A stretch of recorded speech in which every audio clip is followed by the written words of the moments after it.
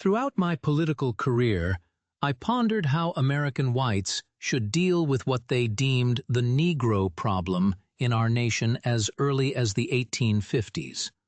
Like Henry Clay, I believed that the colonization of freed slaves outside the United States was the best course of action.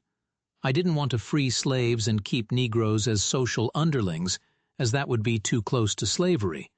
Nor could I conceive of making them social and political equals. On December 3, 1861, I urged Congress to provide funds for Negro removal via colonization after extending diplomatic recognition to Haiti and Liberia. This was majoritively done to improve prospects for black emigration solicited by the nations. I also entertained ideas of gradual emancipation, but, mind you, all my ideas of emancipation, including the preliminary Emancipation Proclamation in September of 1862, were coupled with Negro removal and relocation in the form of colonization. Examining the body of my political strategies, I conjoined Negro emancipation and removal in consistent policy and actions beginning with the Confiscation Acts of 1861 and 1862.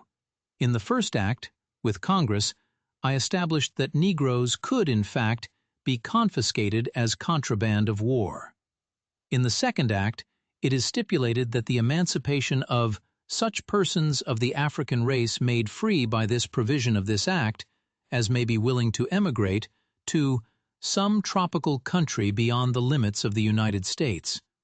Months later, I promoted in the preliminary Emancipation Proclamation that the gradual abolishment of slavery be combined with the effort to colonize persons of African descent with their consent upon this continent or elsewhere.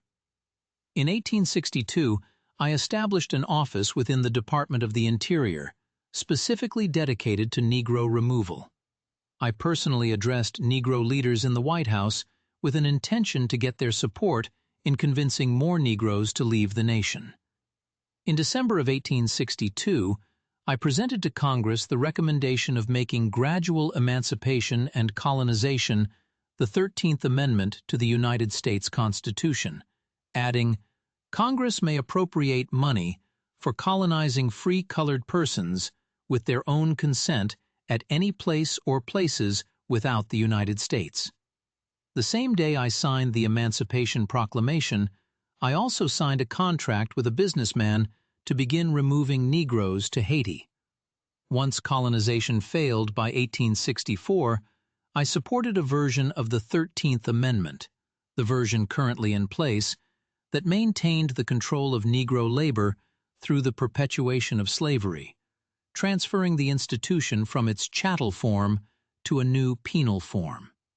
Penal slavery would, in fact, transpose the governance of American slavery from the private sector to the judiciary.